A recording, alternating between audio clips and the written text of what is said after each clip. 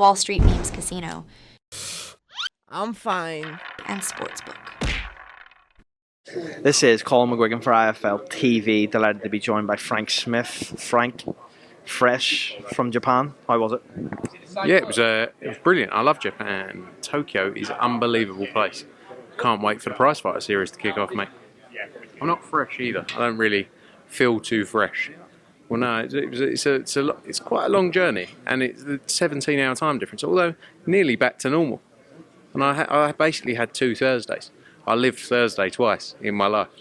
What an incredible stat. Right, we'll talk about prize fighter in a second because I do want to pick your brains on that. But Fury Usyk, when did you find out about this? Not long before everything that came out. I think it was obviously there's loads of stuff that's come out today that the video came out. Nightmare, and it's a shame because it's a massive fight and people have been looking forward to it. How long have we been talking about the undisputed heavyweight championship of the world, and it was nearly there. It's just 2 weeks out, but it's everyone. It's mad because everyone wants answers. But I can imagine, like, we're not involved, obviously, in the fight. We have had undercard fighters on the show, but I can't imagine what they're going through and the amount of work that goes into a fight of that magnitude to get it together. We've been there as well with other fights. Especially a fight of this size. I can't imagine what they're going through. But everyone wants answers from them. But they'll be going through sort of so many different things right now as to what they're going to do. You're the man to ask this question. Do you believe that the event still goes ahead, in your opinion? I think for a fight of that size and a show of that size, and the investment that would have been made and the costs involved with putting together an event like that, I think.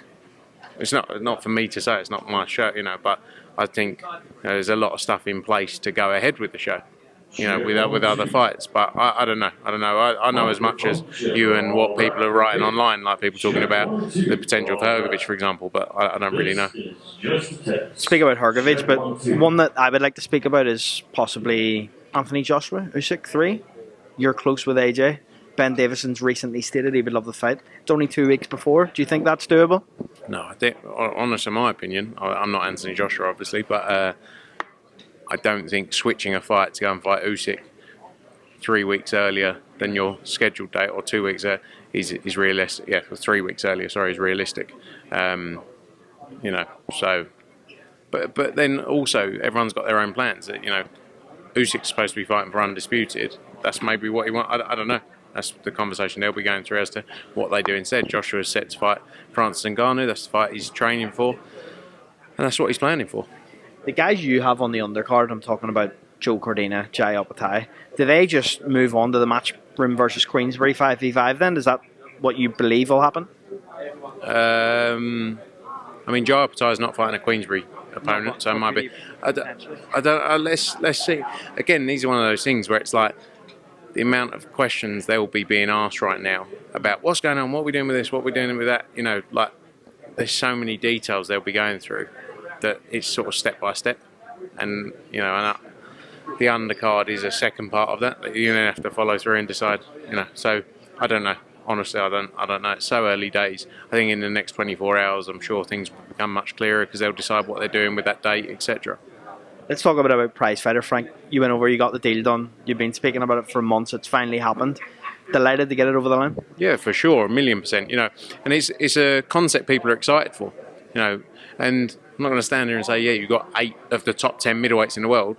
But you've got 8 great, contenders in there who are going to go for it, and they've got $100,000 knockout bonus for each round. You've got $1 million in total for the winner. This is going to change people's lives.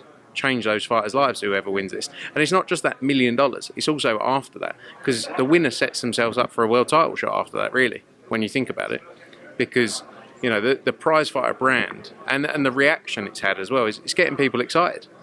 People are excited for that tournament format. Can we speak about the breakdown? Because I think there's been a miscommunication. A lot of people believed it was winner takes all. The fighters wouldn't be compensated, which in reality would be ridiculous. Can you just put to bed any claims that was the case? No. That's not the case.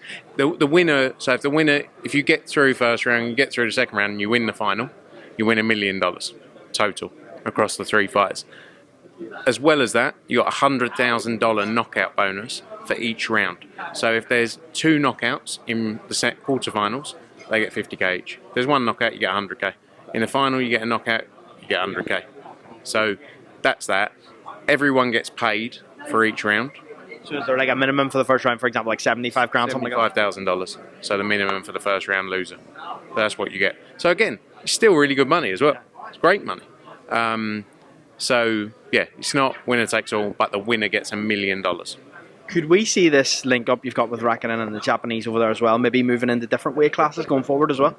Look, I don't think that the focus standing here today is not just to do every year prize fighter.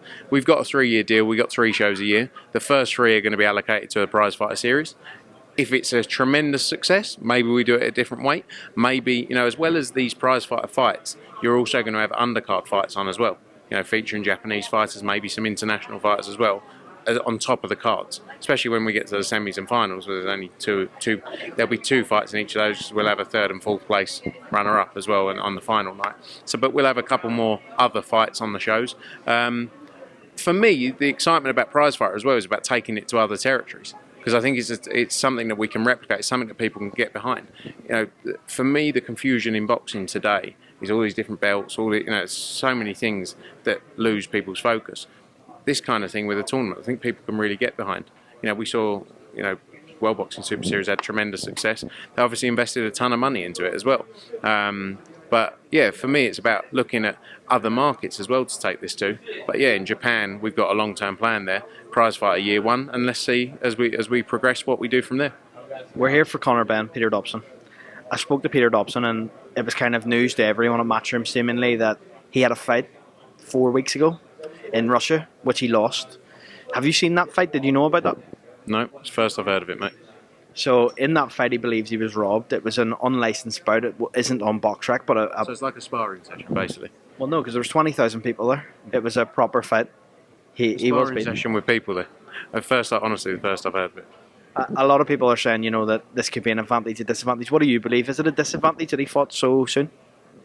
I mean, your first time I'm hearing about it, do I think it's a disadvantage if it's correct and he had not really. Like, it is, for me, it's like having a sparring session with loads of people watching. But I don't know, it's hard without watching it. In terms of this fight, Who's he fighting? King Kong? I'm not sure the guy's name, I don't want it, but he was a decent opponent apparently. So I will ask you about the timing here in Vegas. A lot's been made about potentially trying to offer, to the US market, and it's going against that narrative. Do you believe that it was the right decision for the UK audience to do this so early here in Vegas? Yeah, look, this show is catered for the UK audience. It's a headline fight from a British fighter, one of the biggest names in British boxing right now in Conor Ben. 3 other British fighters on the card as well. For us, that was the focus. This is a UK show taking place in the US for me.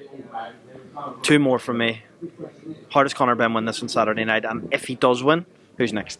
I think a massive knockout. And I actually think it's going to be a tear-up. And it could end really quick, like the 2 of them could just go at it. Because the way they've been building it up this week, the way they've been going at each other. And they're both quite fired up for it. So yeah, a knockout. I think it's going to be explosive. And what was the second question? Who's he going to fight next? For me, the focus has got to be this year getting him back in the UK, which obviously there's things progressing over the next couple of weeks which will play that situation out.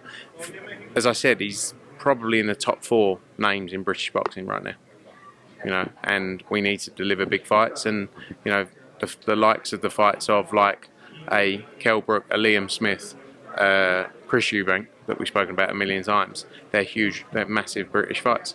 And fights we'd love to make, but we're waiting to see how things play out. He should be able to box there, just like he's able to box here. We've had multiple conversations with commissions all over the world.